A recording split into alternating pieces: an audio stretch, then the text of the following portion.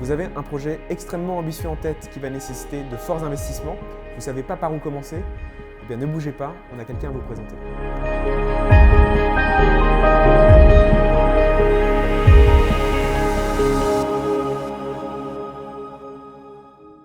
Beaucoup de personnes souhaitent se lancer chaque année en créant leur entreprise, en lançant leur projet.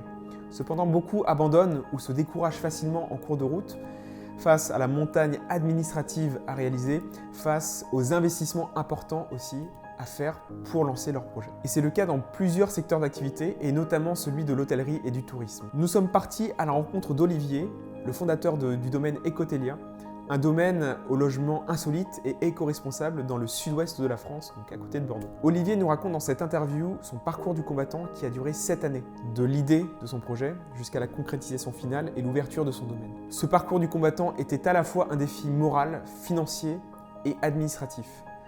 On l'écoute tout de suite. Bonjour, je suis Olivier Clerc, je suis le propriétaire du domaine Ecotelia, un établissement que j'ai créé depuis 7 ans et qui a ouvert il y a 2 ans. Voilà, un établissement, un hôtel de plein air écologique avec 22 hébergements insolites qui vont des cabanes dans les arbres, à la roulotte, à la yourte. Là, on se situe dans un château dans les arbres, qui est une de nos cabanes dans les arbres, en plein milieu du domaine et au milieu de la verdure. L'idée du domaine, elle remonte à l'école de commerce. J'ai fait des cours de développement durable et pendant ces cours de développement durable, j'ai été sensibilisé à toute la problématique de l'environnement, de la protection de la nature et c'est là que j'ai eu l'idée de me lancer sur ce type d'activité. Et donc du coup, après pas mal de recherches, pas mal de travail, j'ai commencé à monter un concept de ce type. C'est un très long chemin, ça veut dire qu'il a débuté il y a même plus de 7 ans, quasiment 8 ans. D'abord par une idée, une envie d'être son propre patron, de créer sa propre entreprise, sans forcément trop savoir par où commencer. J'ai commencé par voir un petit peu partout comment avaient fait d'autres jeunes qui avaient créé leur propre entreprise. Et du coup, je me suis dit, eh bien, je pense que la première des choses à faire, c'est de faire une étude de marché. Donc, c'est-à-dire voir mais si mon idée, elle intéresse des personnes, ou si elle est juste ma propre idée mais qu'elle n'intéresse personne derrière.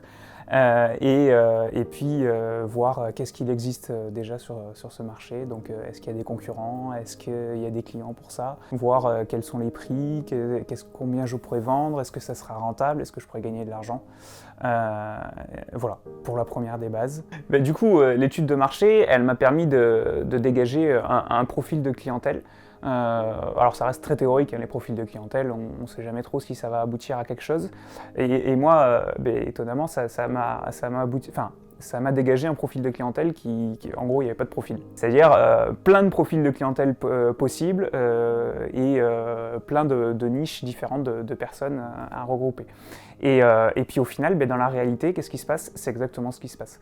Du jeune couple aux parents, aux familles avec 6 enfants, de la personne qui a très peu de revenus ou qui est au chômage et qui se fait son seul week-end de l'année, à la personne qui vit beaucoup plus aisément, qui a un métier qui lui permet de pouvoir faire des activités très régulièrement.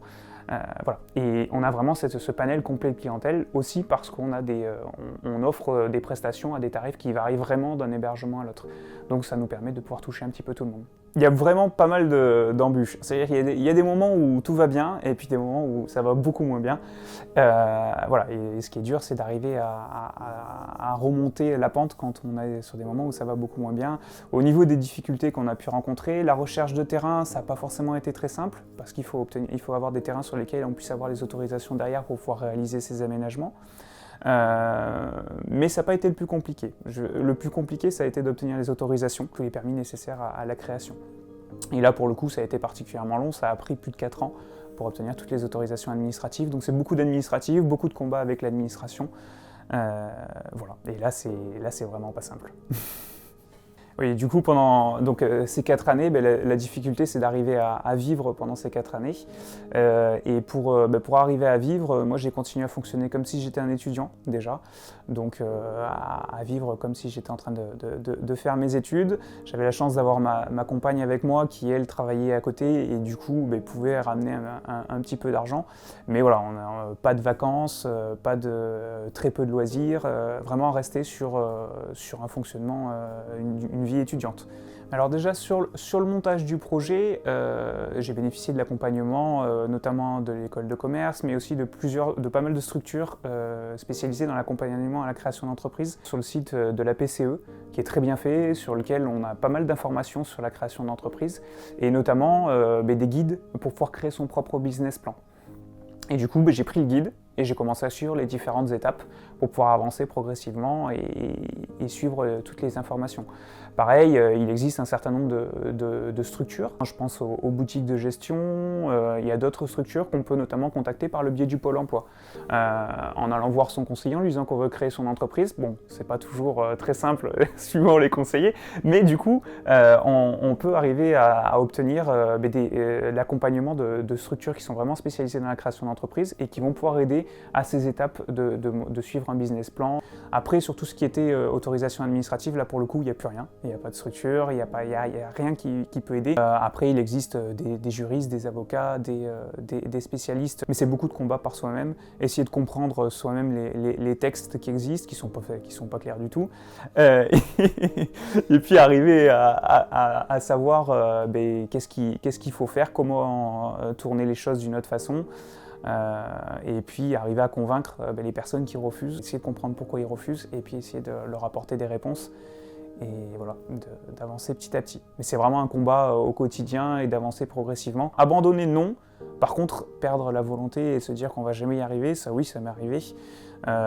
Forcément, sur 7 ans, on ne peut pas dire que pendant 7 ans, on est à fond à 100% et à se dire tout va bien. Non, il y a des moments où il y a des gros coups durs. Quand on a un refus sur ces dossiers et qu'on n'avance plus, on finit par se dire est-ce qu'on va y arriver. Et après, il faut retrouver l'énergie, retrouver la force. Des fois se couper un petit peu, 2-3 jours, couper un petit peu, penser un peu à autre chose. Et puis le soutien de la famille, le soutien des proches pour arriver à remonter la pente, à se dire bon allez, on y retourne, on ne va pas lâcher maintenant, ça fait déjà longtemps qu'on y est, c'est vraiment ce que je veux faire. Et donc on repart et on repart au combat.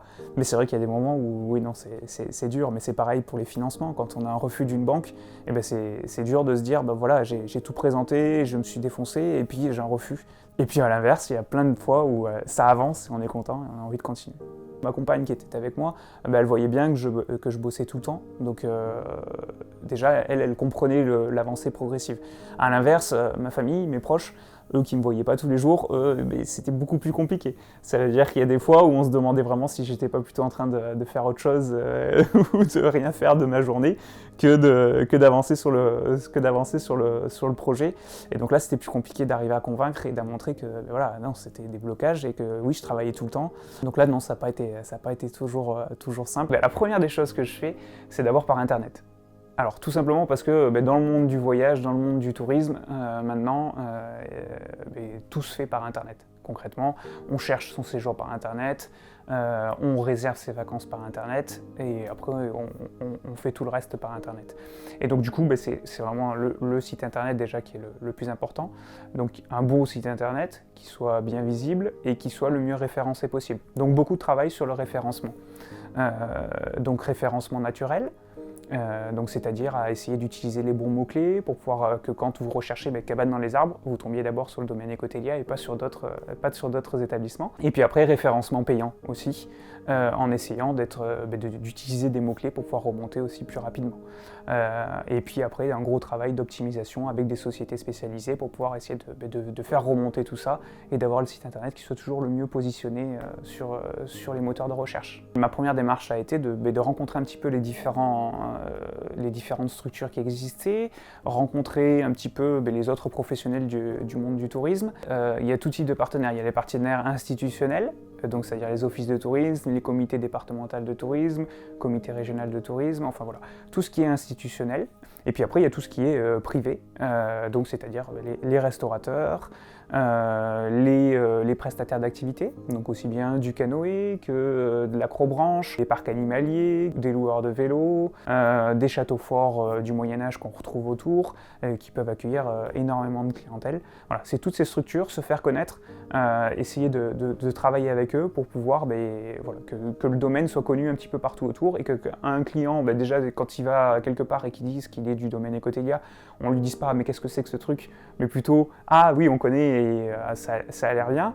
Et puis derrière, que si quelqu'un cherche un hébergement, on puisse lui conseiller aussi le domaine Ecotelia et qu'on n'oublie pas de le conseiller au milieu des autres hébergeurs. Et puis après, essayer, là c'est ce qu'on commence à faire maintenant, essayer de mettre en place des produits touristiques plus global. Donc ça veut dire avec l'hébergement, qui soit fait par le domaine, et puis à côté des activités qui soient proposées par différents prestataires autour, et du coup de travailler en synergie comme ça, en étant les plus proches avec les différentes structures autour. Donc on est sur les premières années d'activité, et effectivement donc au quotidien c'est un plaisir d'accueillir les clients. Voilà, beaucoup de fierté d'en être arrivé là, et quand on regarde tout le chemin parcouru, c'est vrai quand on prend le temps d'y réfléchir, on se dit quand même que ça n'a pas été simple, et qu'il y a eu pas mal d'étapes qui ont été franchies, tout en sachant qu'on est sur des premières années d'activité et qu'il reste encore beaucoup de chemin à parcourir, que tout n'est pas fait,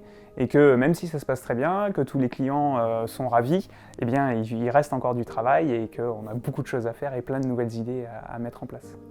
Voici quelques points à retenir de cette interview avec Olivier. Le premier, analysez votre marché. Il est extrêmement important d'analyser votre marché, surtout quand vous avez de forts investissements à réaliser. Vous ne pouvez pas vous permettre et prendre le risque de vous lancer tête baissée sans avoir analysé préalablement votre marché. 2. Profitez des aides extérieures. Quel que soit votre pays, votre région, votre département, votre ville, il y a des aides qui existent et dont vous pouvez bénéficier, comme des conseils d'entrepreneurs ou des aides à la création d'entreprise. Mais ça peut être également des aides de vos proches ou des retours d'expérience d'autres entrepreneurs. 3. Persistez. Si vous êtes décidé, passionné et convaincu par votre projet, vous devez y aller, vous devez persister et aller jusqu'au bout. Vous avez vu qu'Olivier a mis 7 années pour développer son entreprise. Ça n'a pas été facile tous les jours, il y a eu des périodes de très haut, des périodes surtout de très bas, mais c'est en persistant que vous allez arriver au bout des choses. Si lui y est arrivé, vous pouvez également y arriver. Et voilà, j'espère que cette vidéo vous a plu. En tout cas, on était ravis de vous montrer cette interview d'Olivier, parce que pour nous, c'est vraiment un entrepreneur qui montre à quel point la persévérance est importante et peut donner des résultats. Voilà, donc n'hésitez pas à mettre vos commentaires en dessous de cette vidéo pour nous dire ce que vous avez pensé de cette interview d'Olivier, à mettre un petit pouce en l'air si ça vous a plu. N'hésitez pas à vous abonner à la chaîne YouTube pour voir les prochaines interviews qui vont arriver sur cette chaîne, et également de télécharger juste en dessous également le guide Vaincre sa peur d'entreprendre, et pour être abonné à la newsletter. À très bientôt.